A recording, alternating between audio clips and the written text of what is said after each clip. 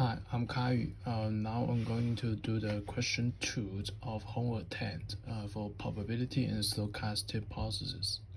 So the question 2, we need to collect the definitions or properties of some stochastic processes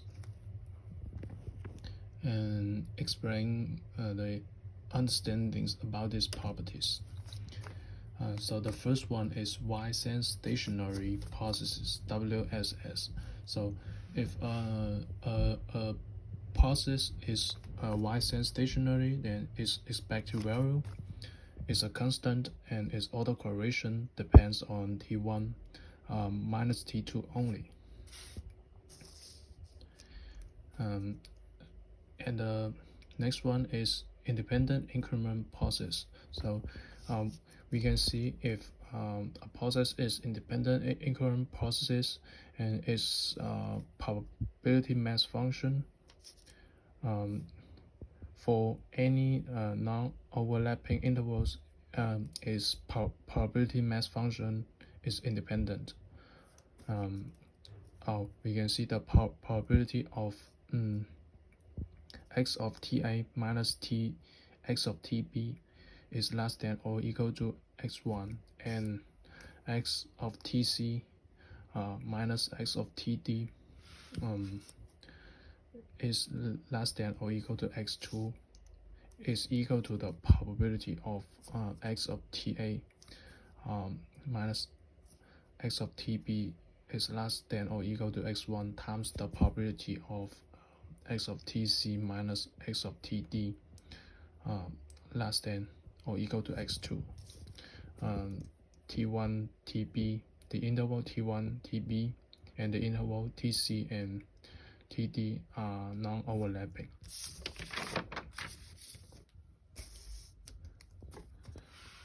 And the next process is Markov process. We know if a process is Markov process, then the past has no influence on the statistics of the future under the condition that the present is not. The probability, we can see the probability of x of t1 is less than or equal to x1 under the condition of x of t2 is equal to x2, x of t3 is equal to x3, and so on up to x of tn is equal to xn. This probability is equal to the probability of x of t1 is less than or equal to t1 under the condition of x of t2 is equal to x2. So the past has no influence, and another condition of the present is not. And the next process is normal process. So if x of t is a normal process, then and x of t1, x of t2, and so on up to x of tn are jointly normal for any n, any t1, t2, and so on up to tn, and its density function is equal to 1 divided by the square root of 2 pi to the power of n times the determinant of c times e of minus 1/2 times x minus eta transpose times c inverse times x of eta.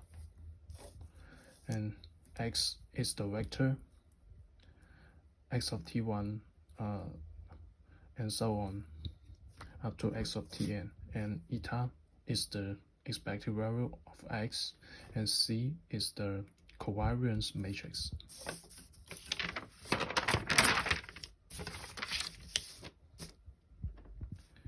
And the next process and next property is strict sense stationary. So if a process is strict sense stationary, we can see its statistic is not affected by a shift on the time axis. In other words, x of t and x of t plus epsilon have the same statistics for any epsilon. And its density function fx of x1, x2, and so on up to xn, t1, t2, and so on up to tn is equal to the density function of x1, x2, and so on up to xn, t1 plus epsilon, t2 times epsilon, and so on up to tn plus epsilon for any n, any t1, t2, and so on up to tn and any epsilon. And the next property is white noise. So if v of t is a white noise and the mean is 0 and its autocorrelation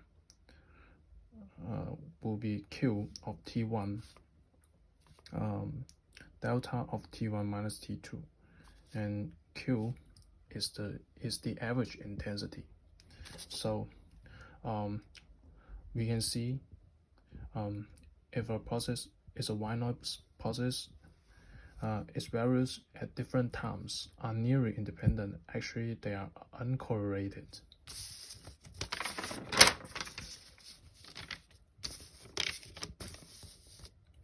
And the next process is mean ergodic process. So if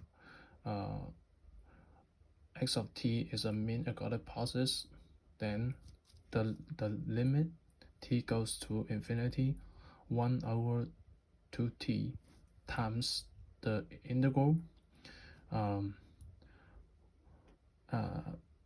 t is from minus t to negative t, x of t dt is equal to the mean, which is e of x of t.